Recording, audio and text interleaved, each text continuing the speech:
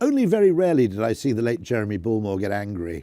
But one thing that always set him off was when people used the phrase marcoms, or implied that communication was the principal role of the marketer. People in ad agencies naively believe this, but tragically it's also started to infect the way other people see marketing. They see it as a comms discipline, a downstream comms discipline, and not as a source of value creation and competitive advantage. I think that's fatal for us. So in this episode, what I talk about quite a lot is something I call the broken binoculars.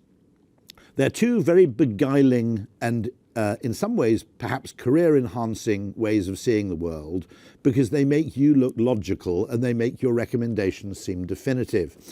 And the two lenses I refer to in the broken binoculars are taking market research literally, doing what the consumer tells you to do, that's one. And secondly, it's believing the basic precepts of standard economic theory. If we reduce the price, we will sell more.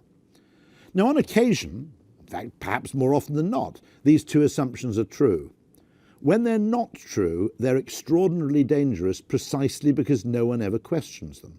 If you suggest dropping the price of something to sell more, no one ever says, well, shouldn't we test it first? It's assumed to be true. Often it isn't. And my contention is that behavioural science can give us a kind of third eye in those cases where neither of the two binocular lenses are giving us a true picture of human motivation, of the obstacles to purchase, or why people value what it is you do. I think that can be absolutely critical in two ways. It can make us better marketers, but it can also make us better at actually communicating the value of marketing. It's not just about comms.